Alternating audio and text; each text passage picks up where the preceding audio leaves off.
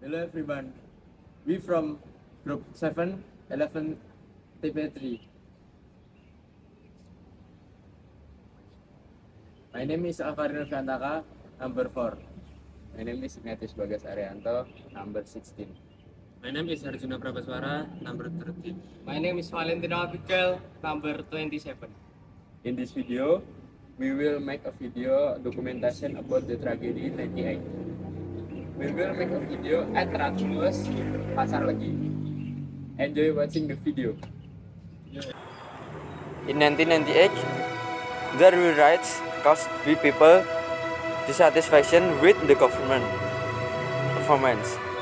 This caused the community to be fed up and have demonstration. This demonstration was initiated with Trisakti University students who took peaceful action. They considered peaceful action initially only inside the Trisakti campus, but the fact that what they did was not enough. They also took to the streets to carry out peaceful action in front of the DPR office. But the action they were going to be violent because they were blocked by a line of police who were already complete with the blood argument. In the end, the police and the student negotiated and found a break spot, namely cancelling their action in front of the DPR office. Because they could not carry out a peaceful action in front of the DPR office, they also carried out a peaceful action in front of the West Jakarta Mayor office. But action is again violent. At the time, the atmosphere was still very calm, until finally when 4 students from Trisakti University died from being shot. Starting at the time, the atmosphere became chaotic and the student riots around Trisakti campus area, but the action spread to various areas there. On May 14, the riots spread to various other cities, even to Surakarta.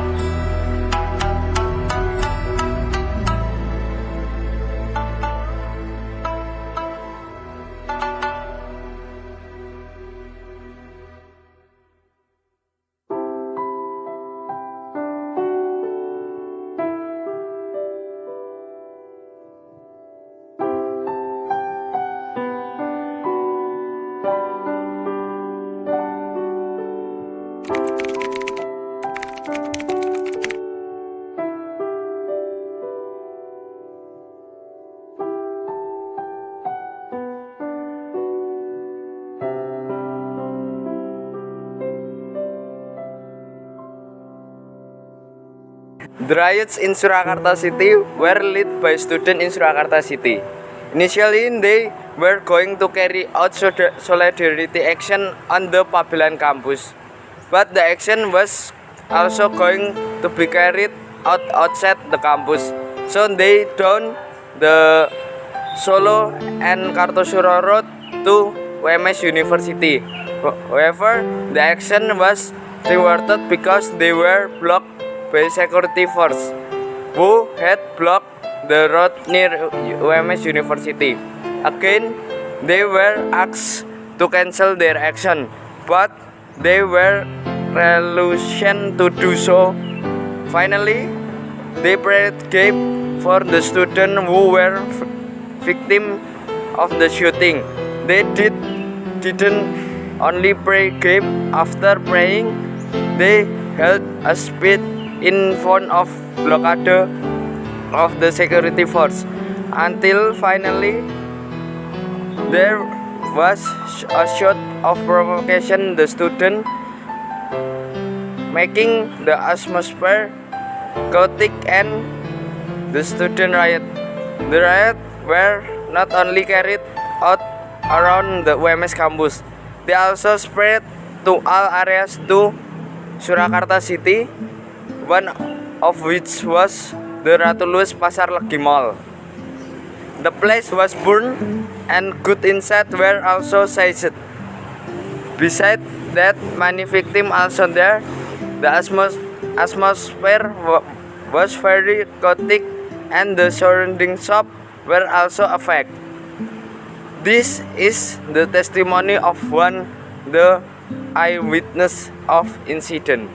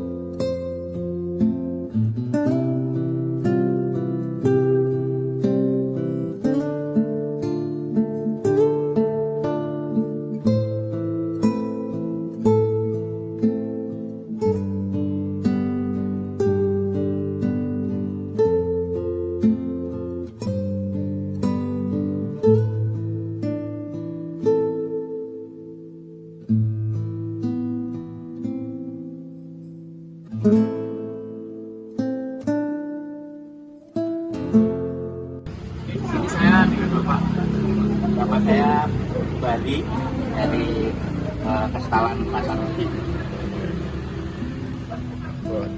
Apa yang terjadi pada saat tahun 1998 di sini, Pak? Di sini itu terjadi kerusuhan massa gitu. Yang di jalan itu melibatkan massa banyak sekali, entah itu dari mana kita juga tidak tahu. Awalnya itu ada rombongan massa, tidak tahu itu dari mana, untuk melempar-lempar yang mencari sasaran, khususnya masyarakat di Tionghoa. Itu pokoknya dilemparin, ada yang bakar, ada yang menjarah juga. Kejadiannya gimana sih, Pak, pada saat itu? Setahu saya itu awalnya itu dari ada pergerakan mahasiswa di Balai Kota Surakarta. Kemudian di sana terjadi kerusuhan itu sebenarnya itu datangnya dari ketidakpuasan masyarakat mungkin ya. Terus ada kelihatannya ya ada semacam kelompok yang provokasi gitu. Tidak tahu itu masyarakat dari mana. Oh ya, dampak dari ketidakpuasan masyarakat terhadap pemerintah. Lalu tiba-tiba saja ada kerusuhan gitu aja. Seperti itu. Dampaknya apa aja sih, Pak? Itu dampaknya ini khususnya di wilayah Pasar Lebih itu ekonomi jadi lumpuh karena toko-toko semua banyak yang dibakar. Terus Kesetalan itu mall yang ada saat itu terkenal yang besar itu ikut terbakar juga. Terus rumah-rumah warga yang diidentifikasi menurut mereka itu Cina atau Tionghoa itu mereka bakar dan dilempar. Nah, terus selanjutnya ya Pak, bagaimana cara pemerintah mengatasi kerusuhan? Itu menurut pengamatan saya itu pemerintah tidak mau lakukan apa, jadi hanya sebatas itu ada petugas keamanan itu pun tidak bisa berbuat banyak karena terlalu banyaknya massa yang sudah terlanjur ya ada korban yang dibiarkan saja sama aparat juga dibiarkan.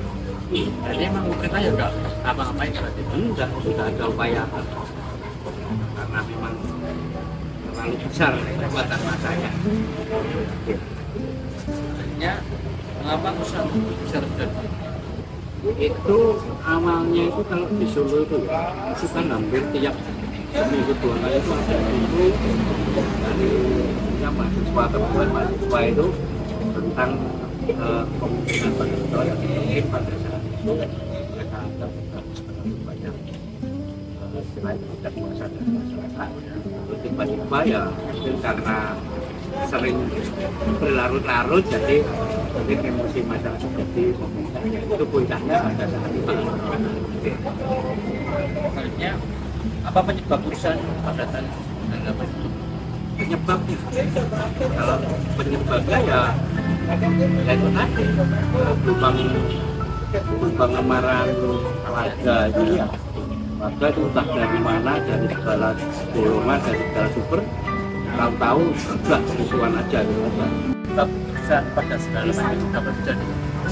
Itu penyebabnya itu kan awalnya itu masyarakat itu sudah hampir tiap hari itu ada demo-demo dari kalangan mahasiswa, kan ada masyarakat umum yang dan itu penyebabnya kalau bukan di sini deh menuntut itu Presiden Soeharto turun.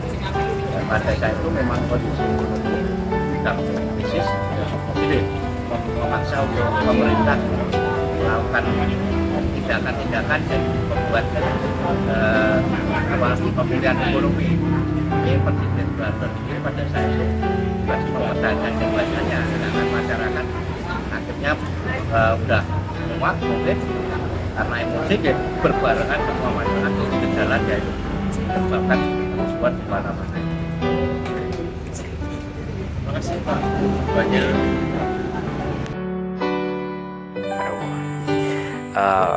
Halo teman-teman, saya di sini bersama om saya, Om Agus, selaku saksi mata dari kejadian tahun 1998.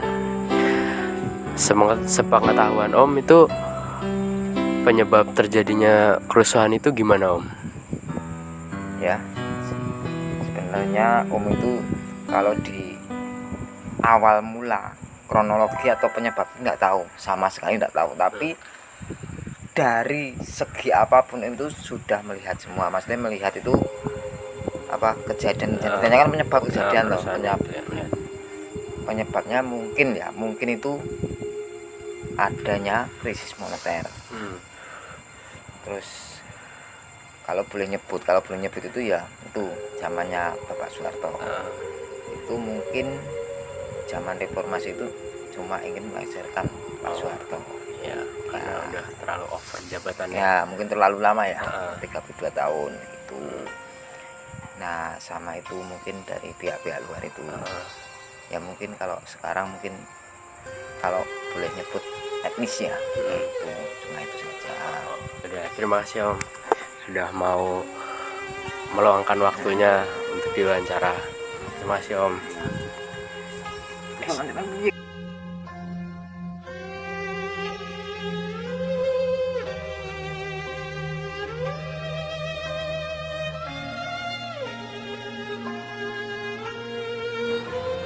At that time, there was a riot at the Ratu Luwes Pasar Legi Mall.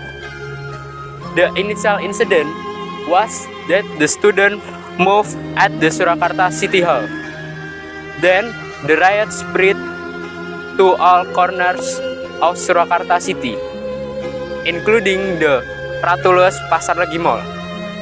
At the Ratu Luwes Pasar Legi Mall, the people involved in the demonstration loot the mall until there were no item left. After looting all the goods, the perpetrators burned the mall without leaving anything there. The impact of the riots was that many shops were closed and many public facilities were no longer function due to severe damage in addition to damage to facilities. Many people were mentally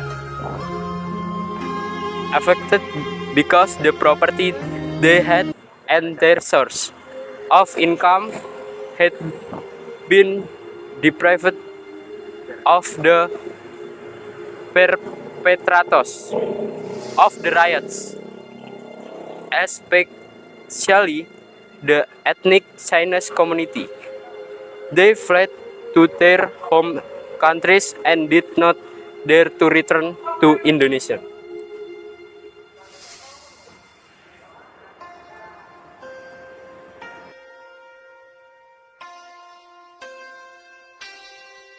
At that time, the government could not do much because of the brutality of the riots that occurred at that time.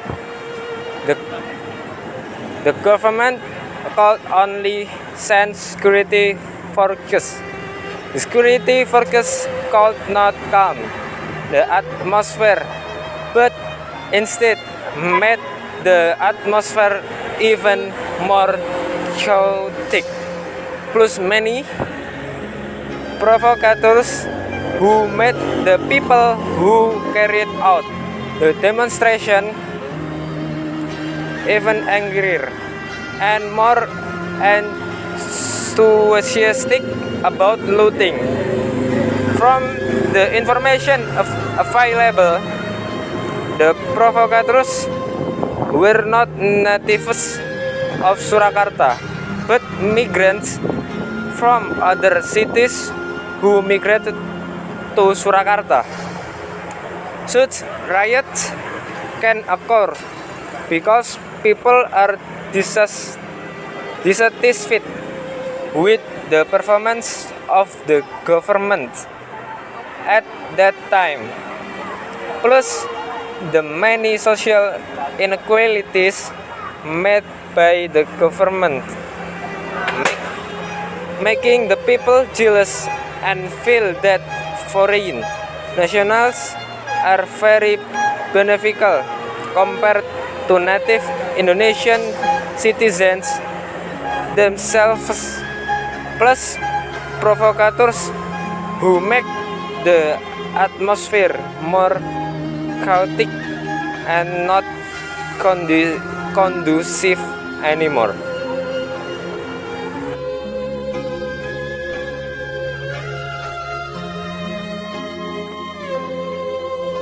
In our opinion, to prevent such incident from happening again this time, the government needs to reform the electoral system by strengthening laws to ensure integrity and proportionality.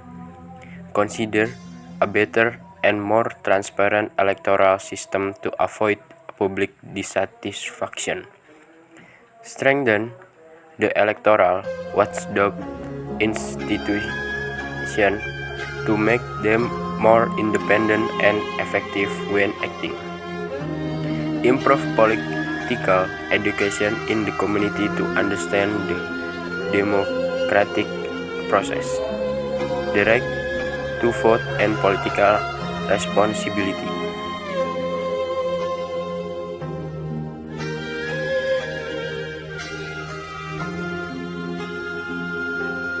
Use media to distribute accurate and balanced news, so that there is not hoax news that will create division. In addition to hoax news, a strong media can play an important role in exposing fraud in democratic activities during election. Encourage political parties and parliaments to resolve dissatisfaction and conflict. Be careful and not to insinuate each other on the internet. Disseminate information about presidential candidates and their work programs so that people can choose their candidates properly.